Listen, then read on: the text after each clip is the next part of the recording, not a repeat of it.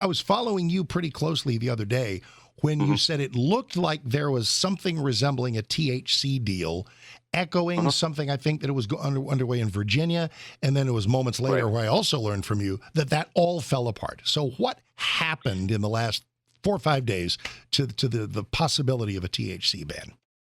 And no matter how tired I am of all these people after 9 months in legislative session since January, nothing energizes me like the final days of a legislative session. Yeah, buddy. Whether that's the regular session or the special sessions, that's when you have the opportunity for all kind of mayhem to break out. And that's why, Mark, I mean, just the other day, as they were wrapping up, I walked out of the Texas Senate at 1 a.m. because I'm still there trying to figure out what they're up to. And I was reporting out something that Lieutenant Governor Patrick had privately told senators. He actually held 2 private meetings with senators late into the evening at about 1 a.m. The other day. The first meeting was about 10 minutes long. The second meeting was about 3 minutes long. And one of my Senate sources joked that maybe the 3-minute meeting was he was maybe looking at senators' cell phones to see which ones had texted me about what he was telling them in their private meetings. But look, this whole deal with THC, and that would assume that only senators can be Senate sources, by the way. The fact is that, Patrick has pushed all in on this, and you might agree that in his legislative career, this could be his worst defeat ever. I mean, he was all in on this, Mark, in a way that I hadn't seen on any other issue. Maybe this is on par with him losing the bathroom bill fight back in 2017. You remember how animated he was about that and was really pushing it, and eventually it didn't happen when then Speaker Joe Sharps blocked it in the House. It eventually passed in this special session, by the way. But on THC, nothing. Not even the legislation to require that you have to be 21 and up to be able to buy it. So what happened with that? There was a last-minute push, as I understood it, that the governor, the lieutenant governor, and Speaker Dustin Burrows had a meeting on the last day of the special at about 6 p.m. that day. And at least it was the governor and the speaker. Sometimes these things get a little blurry, trying to figure out who was in the room.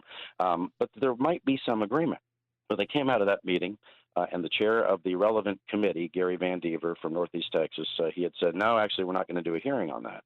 And then just a few minutes later, I hear from Texas House sources who said, well, actually, we're going to make one more run at this and try to do it tonight and do everything that you have to do in the legislative process within about 30 minutes. Have the meeting in a committee, kick it out to the floor, have a vote on the floor, suspend every rule, which, Mark, they can do. But it seemed like there was no will to do that. And so for now, the lieutenant governor has lost on this issue because he did want to see something happen. And in fact, in some way, the governor and lieutenant governor both found ways to lose on this because, as you know, the governor wanted to see a regulatory scheme put in place that's similar to the way that alcohol is regulated, but that did not happen either.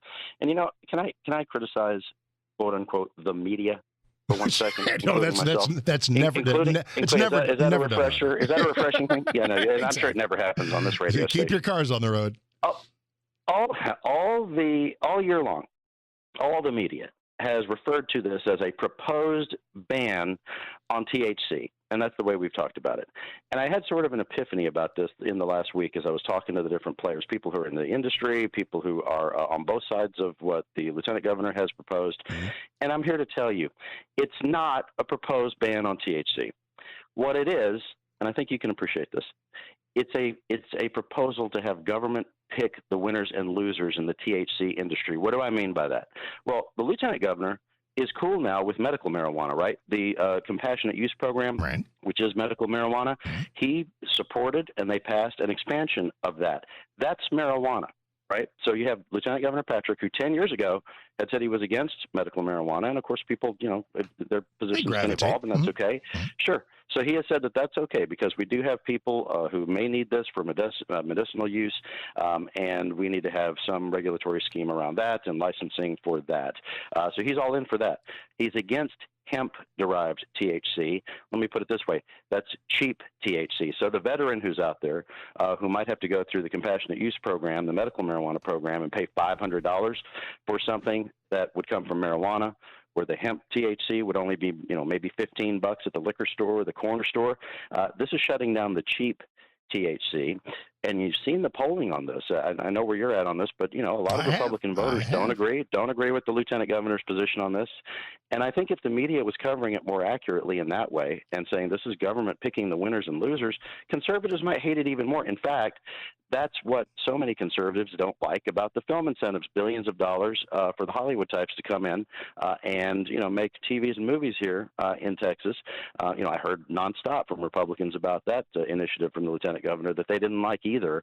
And so I think there's some confusion about what's going on with this, and I think that's part of why it's fallen apart at the Capitol, because people don't really fully understand what they're doing. And I was talking to a room full of doctors the other day. This was a couple of months ago, members of the Texas Medical Association, and this issue came up, and I said, can you imagine, it was a room of doctors, can you imagine that Texas legislators pass something and they don't understand what it does? I mean, if you go back and look at the legislation that made this possible in the first place.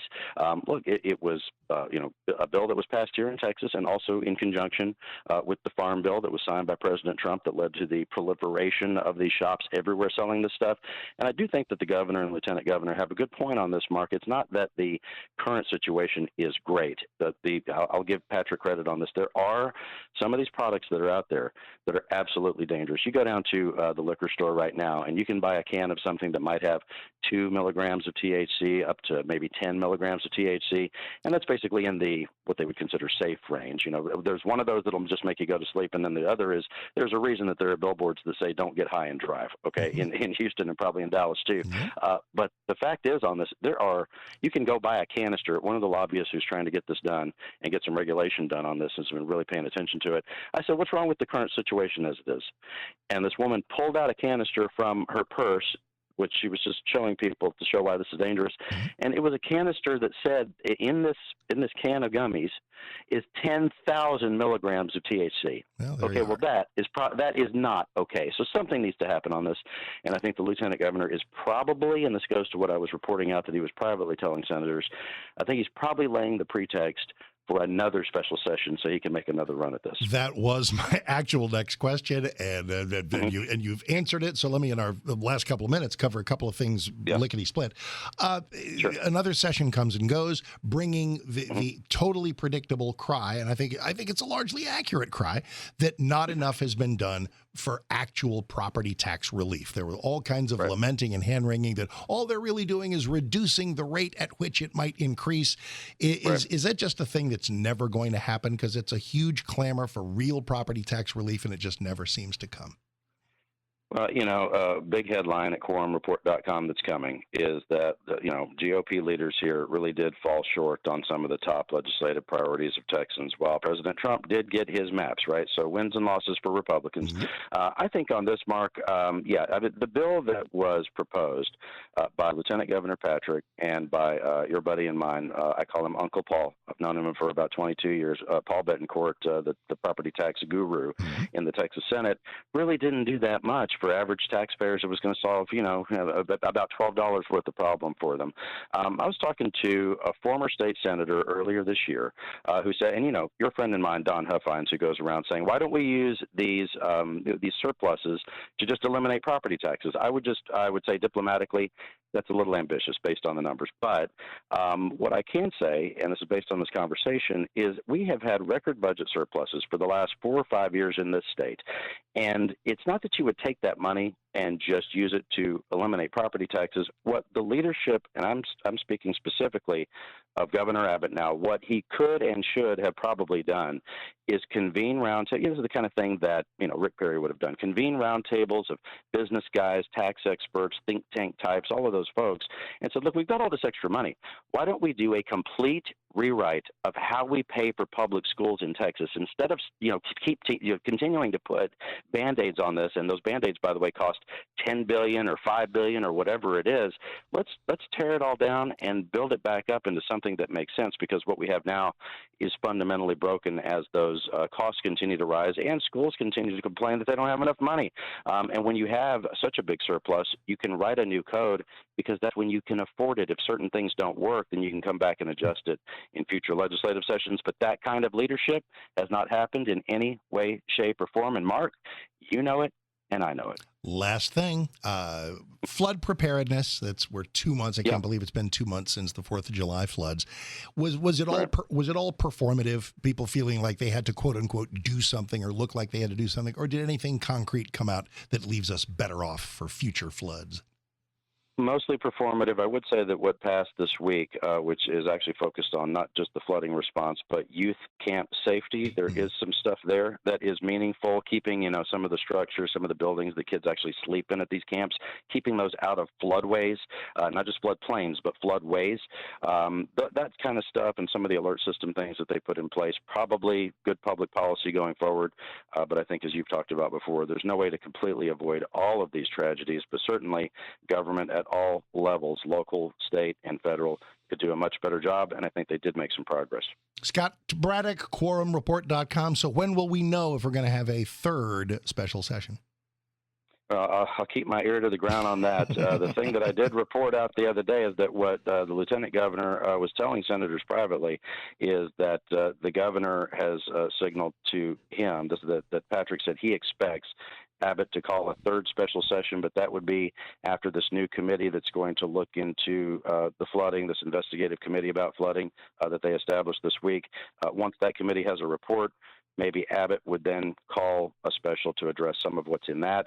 That would be in the months to come. And if THC rears its head again, is it just cut and paste again of Patrick fighting for a ban and Abbott saying, no, let's keep it legal and regulate it? Isn't it just, like Groundhog Day? Yeah, you're onto it. I mean, let's say it this way. There's a reason that there's a big three, and that would be the lieutenant governor, and the speaker. And there's a reason that the three is the number that the founders chose, right? That it's an odd number. Yeah. When two of them don't agree, the other one has to break the tie. And that hasn't been happening, for most issues this year. I would say that Speaker Burrows has been waiting for mommy and daddy to tell him what to do. And of course, mommy and daddy were not in agreement. So I don't know who's mommy and daddy in this equation. We had nowhere to go. But Isn't Burrows? Would be the other two. It's not him. Wasn't Burrows a part of what came out of the House, and that was a pretty definitive Dan Patrick style ban? That was a Dan Patrick arm-twisting maneuver that was epic in proportion. Darn right. And I would say that the House was in a very different place before he started that arm-twisting. Understood. So there's a lot of work to do on that. And if it does rear its head, as you mentioned, Mark, the governor would be wise to keep something like that, any kind of proposal on THC. He would not want to put it on a special session agenda until they do have an agreement. Gotcha. All right, we'll track it all as it happens. Always appreciate you. Scott Braddock, Quorum Report. Check it out, quorumreport.com. Mark Davis, 926.